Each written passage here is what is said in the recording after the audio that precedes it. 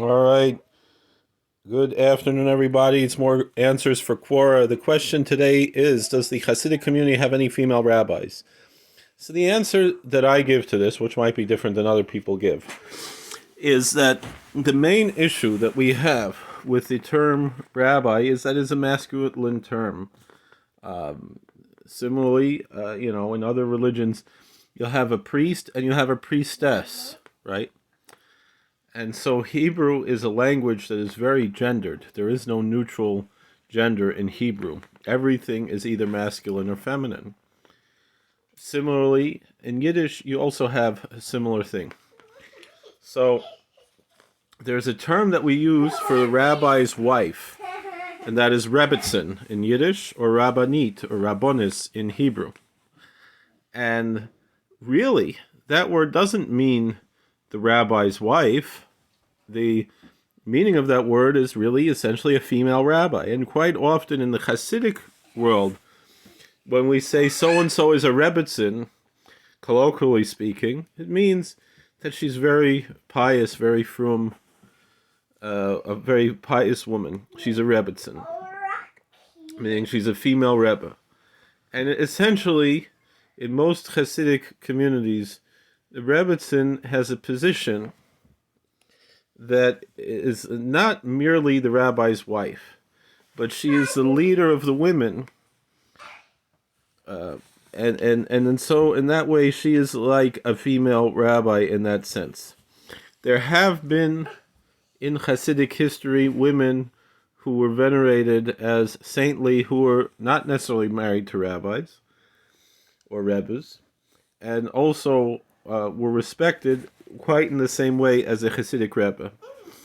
That doesn't mean that they would be a chief rabbi of a town, which would be called a rov or av bezdin, but the idea of the tzaddik and the tzaddikis, again the female saint, that you go to a Hasidic rebbe not only as a decider of Jewish law, which would be the position of a rav, and a lot of, especially in Hungary and in Galicia, parts of Poland, the was the same person, was the Rebbe and the Rav. It was first and foremost the Rav, and secondly the Rebbe, and that's that tradition. And so this, but meaning that essentially there were three positions that a Rebbe had.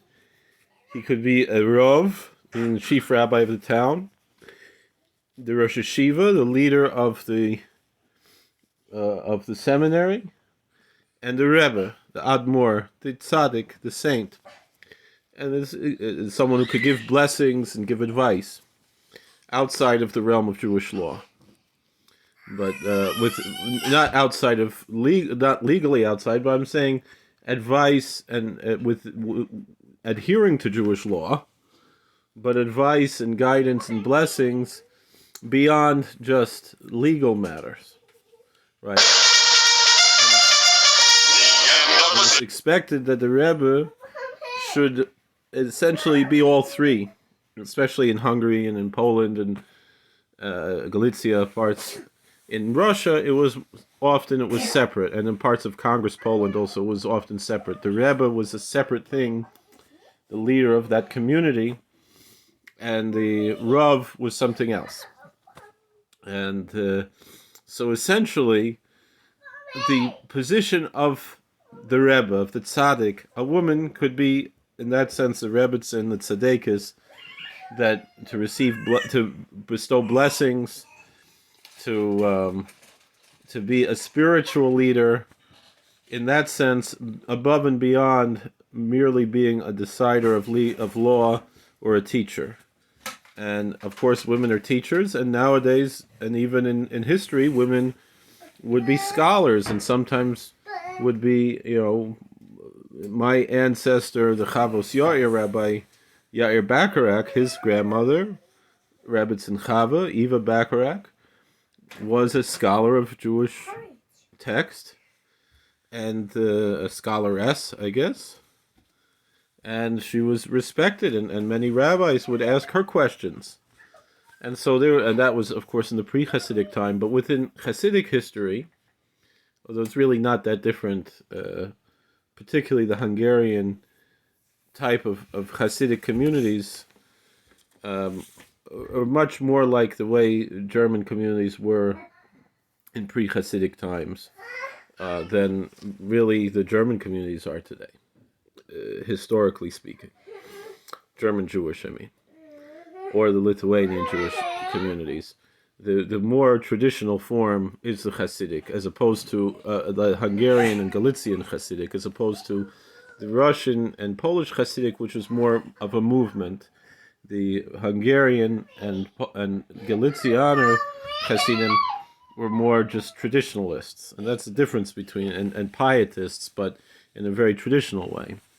Although they did change, to Nusach Sfard and Gartel and things like that. Although the Gartel is mentioned in Shulchan Aruch.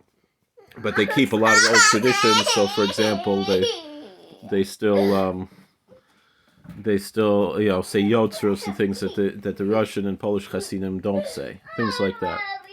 Their liturgy is much more Ashkenazic traditionally. Anyway, so in most of those communities like Belz, Satmar, these communities, Bob the Rebbitzin was a position that was equal a helpmate to her husband, Ezer Kenegdo, and not just merely the rabbi's wife, but also a position in the community. Similarly, in the Russian Hasidic communities, the Rebbitzin is a position like that, and so too. So, like you look at the Lubavitcher Hasidim, their Rebbitzins, they call them shluchos, meaning the rabbis are shluchim and the women and the Rebbitzins are shluchos, meaning that they're both working in their missionary work in the Lubavitcher community. So that's in that Hasidic community. So they might not use the title rabbi, but they would be functioning very similarly in their outreach work. Can you pick up that apple there? As their rabbis work, because also part of that is the shluchim, the Lubavitcher shluchim, are not necessarily traditional rabbis in the sense of being scholars, but they're more missionaries, to spread their message and of their particular rabbi that they venerate. That's really their main goal, and as opposed to the other communities, they're different, and so they do much more outreach, missionary type work, but they also sometimes step on the feet of, more traditionalists who might also be doing outreach work, but it's not the time or the place to talk about that. With that being said, so like I said, some of the Belzer Rebbitzin, Satmar Rebbitzin, it was in the Hungarian and the Galicianer places would be a very special position, and so the fact of the matter was, the more hardline, in a sense, faction of Satmar who felt that the previous Rebbe who was not sufficiently anti-Zionist, right? Particularly because it was a mechutin with the Vizhnitzer Rebbe. Those group, they called themselves Bnei Yoel, and a lot of people call them the Rebbitzin Chasidim. Why? Because they venerated Rebbitzin Altefege Teitelbaum as their spiritual leader, and this was a more hardline, in a sense, community. So again, she wasn't the Rav of the community, but she was, she had a position of power and leadership in the community. The other and it was very well known, the Belzer Rav and his Rebbitzin, the Sar Sholem, the Rebbitzin Malka, they had a very very special work as Rav and Rebbitzin, and in the way that they worked together in that. And to this day, the position of Belzer Rebbitzin was also, she's the sister of Satmar Rebbitzin from Kiryas Yoel, present. They're both the daughters of the previous Vizhnitzer Rebbe. also, it's a position that's very, in her community, she's almost like a Rebbe. She'll make a little tish here and there, and like the Rebbe does. But the other example, but those are both examples of Rebbitzins who were married to Rebbes. The other example was there was the Meidel of, I forgot, Voldemir or something. There was a woman, I think her name was Wehrmacher. She was married at some point, but she functioned essentially of Ludmir, the Meidel from Ludmir. I think she was married at some point, but the marriage didn't last very long. And she was considered to be a saintly woman. She eventually moved to the Holy Land and actually had a group of Hasidim who followed her, just as Hasidim would follow a Hasidic Rebbe. And so that is something in history of the Hasidic movement, that you did have women functioning the same as the Hasidic Rebbe, and that was more in the Russian form of the veneration of saints, and so there was a certain egalitarian nature to that aspect of the Hasidic movement. But today, like I said, mostly when you're going to see someone who's serving as a Rebbitzin with even though it's not an official position, but the level of respect and so forth, you're only generally going to see that today as someone she is married or was married to a rabbi. So another example was who came from a Hasidic background, Rebbitzin Jungreis, Esther Jungreis, Allah Shalom. Although she didn't really live a Hasidic lifestyle, she was more of the yeshivish or leaning toward modern Orthodox lifestyle. But she did a lot of her outreach work, and she was a very popular preacher in the Jewish world, very talented. And she was, Rebbitzin Jungreis was, revered in that way by her students and so forth, as being, and she even gave the benediction, I think, at the Republican National Convention one year or something. So the title rabbi is not used for women, but the function of a Rebbitzin in many Hasidic communities and other communities, non-Hasidic Orthodox communities as well, is generally more than just happening to be the rabbi's wife, unless she's not Rebbitzin material.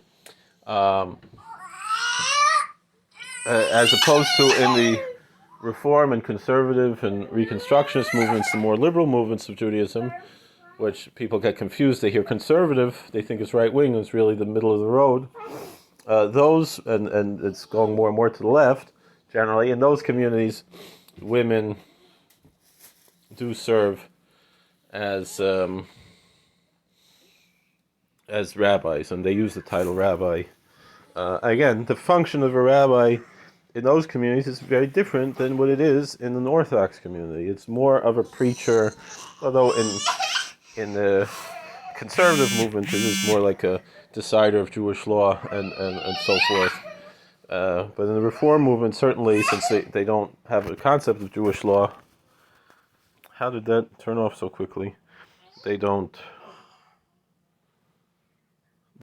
Their rabbis are more like preachers, not necessarily a traditional rabbi in that sense. Whereas the conservative, they're more traditional rabbis, but I don't know.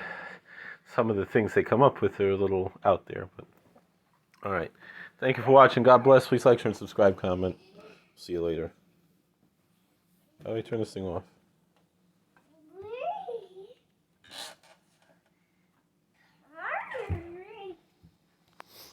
I'm trying to turn it off. There.